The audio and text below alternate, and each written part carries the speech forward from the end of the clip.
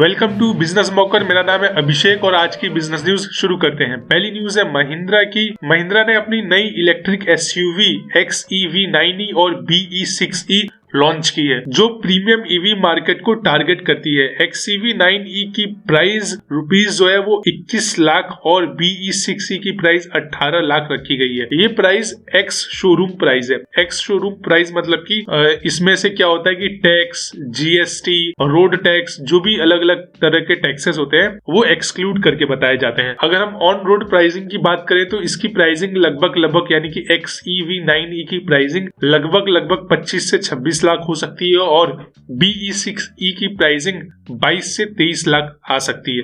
दोनों models bold design और premium features के साथ आती है, जैसे illuminated logos, connected LED DRLs और मॉडर्न इंटीरियर्स। कैबिन मिनिमलिस्टिक और फ्यूचरिस्टिक है, जिसमें मल्टीपल इंटीग्रेटेड स्क्रीन और वायरलेस चार्जर्स हैं। BE6e स्पोर्टियर डिजाइन के साथ है और XEV9e SUV कपल स्टाइलिंग के साथ है, कोप स्टाइलिंग के साथ है। ये व्हीकल्स मर्सिडीज बेंज और BMW जैसे ब्रांड्स को टक्कर देने के लिए बनाई गई है और डिजाइन बहुत ही फ्यूचरिस्टिक है, बहुत अच्छी डिजाइन। और मुझे तो डर लग रहा है कि टाटा मोटर्स का क्या होगा, क्योंकि मैं टाटा मोटर्स में इन्वेस्टेड हूँ और इनकी ईवी डिजाइन जो है मुझे ज्यादा पसंद आ रही है as compare to Tata Motors. और टाटा मोटर्स की हिस्ट्री बहुत अच्छी नहीं रही है व्हीकल्स में। प्रीवियस भी उन्होंने बहुत साल पहले भी बहुत सारे लॉसेस झेले हैं और अगर आप अभी भी देखो तो लगातार 4 साल 2019, 2020, 2021, 2022 यहाँ तक बड़े बड़े लॉसेस किए हैं। उनका जो नेट लॉस था 2019 में वो था 28,724 करोड़, 20 में 11,975 करोड़, 21 में 13,995 करोड़ का लॉस और 2022 में 11,309 करोड़ का लॉस। और इनके जो कॉम्पिटिटर्स हैं जैसे महिंद्रा हो गए, मारुति सुजुकी होगी, इन्होंने लॉस नहीं करे। तो मुझे थोड़ा सा मुझे फिक्र हो रही है। और ये लॉस का कारण क्या था, इन्होंने बहुत कम मार्जिन पे अपने कार सेल किए, 9%, 8% इस तरह से। हालांकि अब आगे देखते हैं टाटा मोटर्स किस तरह से अपने बिजनेस को और प्रॉफिटेबल करती है और शेयर्स का क्या होता है। अगली न्यूज है ओला इलेक्ट्रिक की। ओला इलेक्ट्रिक के शेयर्स कल 6% बढ़कर 73.47 पर सेटल हुए, लेकिन ये अभी भी अपने ऑल टाइम हाई 157.53 से 53.36% नीचे है। ये मैं कल के शेयर प्राइसेस के अकॉर्डिंग बता रहा हूँ। आज जो हाइक हुई है वो 19% की हुई है जब मैं ये वीडियो शूट कर रहा हूँ। कल के कंपैरिजन में 90% अप हुआ है आज का ओला शेयर। सितंबर 2024 के क्वार्टर में कंपनी का नेट लॉस 495 करोड़ था, जो पिछले साल के 524 करोड़ से कम है और रेवेन्यू 39% बढ़कर 1,214 करोड़ हो गया। EBITDA लॉसेस भी 223 करोड़ तक घट गए हैं। एनालिस्ट कहते हैं कि 67 रुपीस का सपोर्ट लेवल है और 78 to 86 रुपीस रेजिस्टेंस रेंज हो सकती है। मीडियम टर्म रैली भी कंफर्म होगी अगर स्टॉक 85 to 86 के ऊपर क्लोज करे। प्रमोटर्स का 36.78% स्टेक है और कंपनी अपने EVs और कंपोनेंट्स फ्यूचर फैक्ट्री में मैन्युफैक्चर करती है। वैसे ये मेरा पर्सनल मानना है, it's a freedom, I can also share my thoughts. Ola electric से दूर रहने की जरूरत है, क्योंकि एक कंज्यूमर इतना ज्यादा परेशान कैसे हो सकता है कि वो उनके शोरूम में ही आग लगा दे रहा है। आप सबने कर्नाटक की न्यूज सुनी होगी, एक उनके कस्टमर ने शोरूम में ही आग लगा दी। इतना ज्यादा कस्टमर इनका परेशान था। और अभी मैं कुछ दिन पहले एक बड़े यूट्यूबर का वीडियो देख रहा था, वो शॉर्ट्स वीडियो था। वो एक फाइनेंशियल यूट्यूबर है जो शेयर मार्केट और इन सब चीजों के बारे में न्यूज लाते हैं। नॉट न्यूज, उनका पॉडकास्ट, और लोग उनको बहुत बार कहते हैं कि ट्रेडिंग नहीं करता है, सिर्फ कहानी सुनाता है। मैं उनकी बात कर रहा हूँ। तो उन्होंने शॉर्ट्स में साफ साफ ऐसा देखकर पता चल रहा था कि वो एक पेड प्रमोशन वीडियो है ओला के शेयर्स का। तो प्लीज इसमें जब भी आप इन्वेस्ट करो बहुत सोच समझ के इन्वेस्ट करो। और अभी आप उनके अगर ट्वीट देखो, भावेश अग्रवाल के या ओला के, तो हर एक ट्वीट पे इतने ज्यादा पॉजिटिव कमेंट्स है, आपको साफ साफ पता चल जाएगा ये सारे पेड ट्वीट्स परचेज किए जा रहे हैं ब्लू टिक से। और ये चीजें होती हैं। मेरी खुद की डिजिटल मार्केटिंग कंपनी है। कैसे किसी की इमेज को सही किया जाता है, कैसे किसी की इमेज को खराब किया जाता है, वो सारी चीजें मुझे बहुत अच्छे से पता है। आप सोचो कि बस कुछ महीनों पहले जब ये सारे इंसिडेंट हो रहे थे, इतनी ज्यादा नेगेटिविटी, हर कोई गाली दे रहा था। फिर कुणाल कामरा वाला इंसिडेंट हुआ, कोर्ट में केसेस गए, उसके बाद से अचानक से चीजें पॉजिटिव कैसे हो गई एक साथ एक झटके में। तो ये सारा पेड स्टंट है, इससे आप संभल के रहना। इन सारी चीजों से इन्फ्लुएंस होके कभी भी किसी भी शेयर में इन्वेस्ट मत करना। लाइक नई लॉन्चिंग होगी, ठीक है, प्रोडक्ट उन्होंने अच्छा लॉन्च किया है, बट क्या पता वो प्रोडक्ट सक्सेसफुल ना रहे, क्योंकि उनका ट्रैक रिकॉर्ड तो बिल्कुल सही नहीं है और उनका फोकस भी चेंज होता रहा है।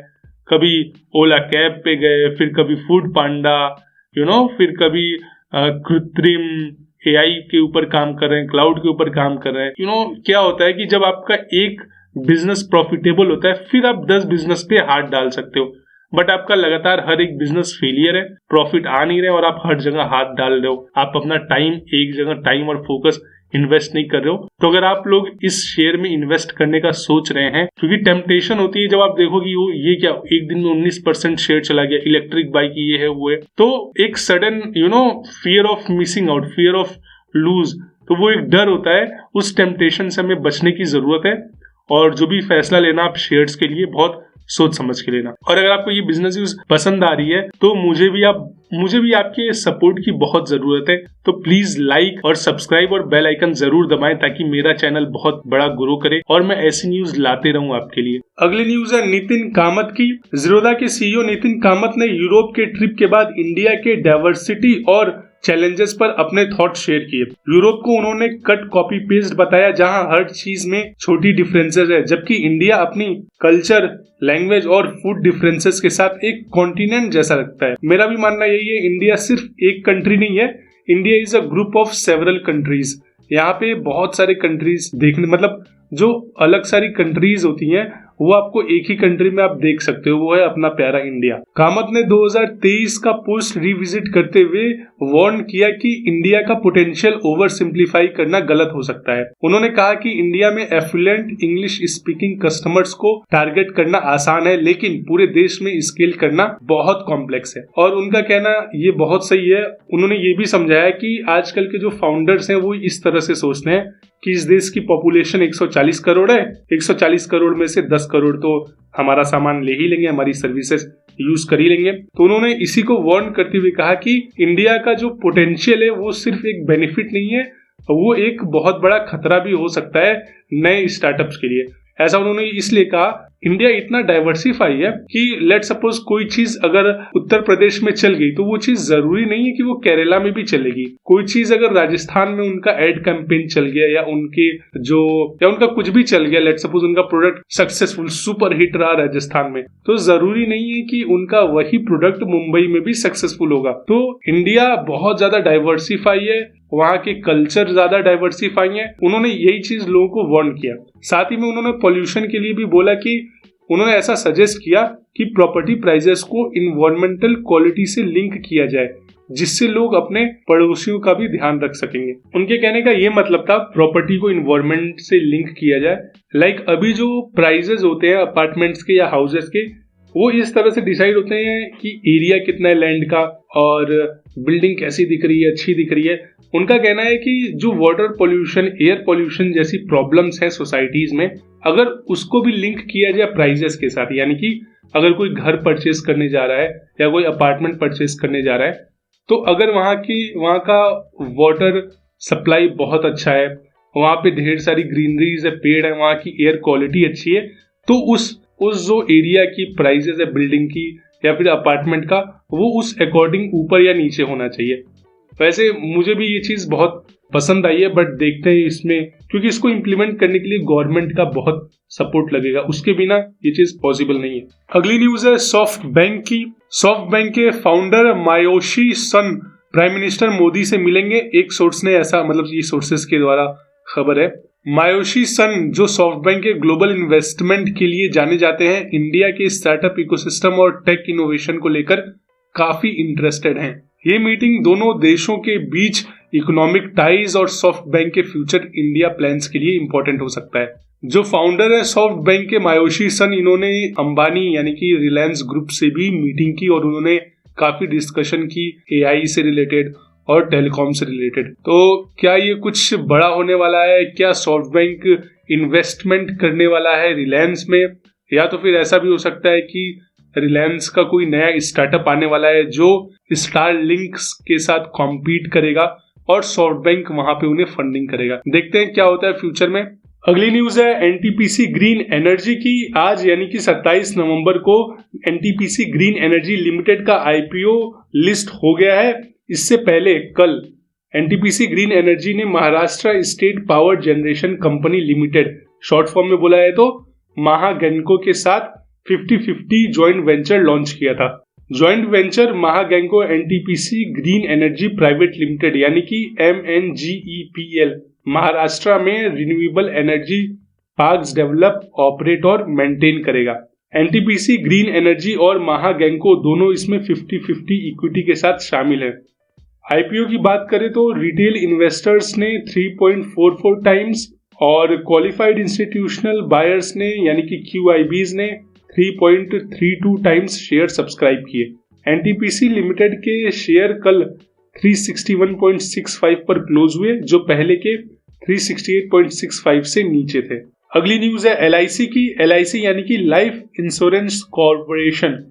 LIC ने edible oil refiner Patanjali foods में अपना स्टेक 0.034% से बढ़ा करके 5.02% कर लिया है। पहले ये स्टेक 4.986% था। LIC ने ये शेयर ओपन मार्केट ऑपरेशंस के जरिए खरीदे हैं जिसका डिस्क्लोजर BSE फाइलिंग में ट्यूसडे 26 नवंबर को किया गया था। LIC के शेयर्स ट्यूसडे को 0.25% ऊपर 907.35 पर क्लोज हुए, जबकि पतंजलि फूड्स के शेयर 0.32% से गिरकर 1754.6 पर बंद हुए। फाइलिंग के मुताबिक LIC ने 1764.965 के एवरेज प्राइस पर एक्वायर किया था पतंजलि को। पतंजलि फूड्स का मार्केट कैप 63,573 करोड़ है। पतंजलि फूड्स एक FMCG कंपनी है जो एडिबल ऑयल्स और प्रोसेस्ड फूड में काम करती है और रिन्यूएबल एनर्जी सेक्टर्स में भी इसका काम है। पहले अगस्त 2024 में शेयर्स 25% ऊपर गए थे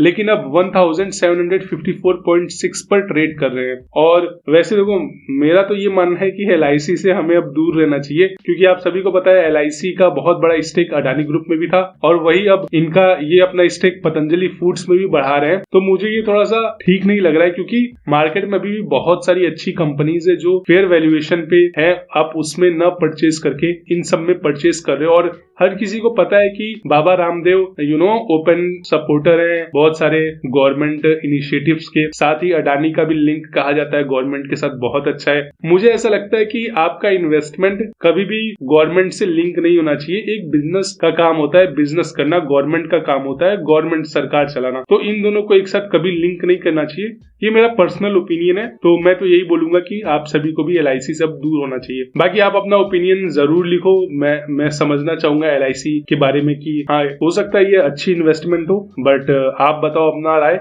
और आप प्लीज एक लाइक और सब्सक्राइब जरूर करना और हमेशा खुश रहिए, मुस्कुराते रहिए। Bye bye, take care.